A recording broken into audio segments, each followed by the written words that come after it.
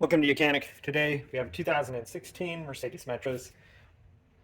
On this vehicle, we're going to go over the process to be able to add and check your engine oil on this vehicle.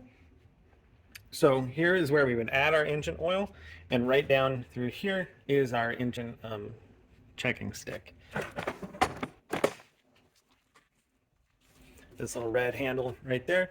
So we can reach down there, pull that out. You're going to pull it out. Now your engine will be off and in the and not running, and you want to have your vehicle on a pretty good level surface. You pull out the checking stick or the dipstick, and then be able to wipe it clean of the oil, and then be able to reinsert, and then we'll pull it back out and see where we're at. We want to have it in between these two little notches here, our max here and our min there. Generally, if we're on the minimum side, 1 quart of oil, we'll bring it to the max. So we line it up with the tube there, be able to insert it, and then pull it out and check it. And we do have the proper amount of oil in this vehicle.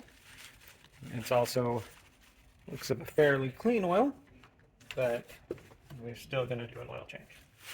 But if you did need to add oil, you just remove this cap here and be able to add some oil, the allotted amount of oil, and not to overfill your vehicle with oil.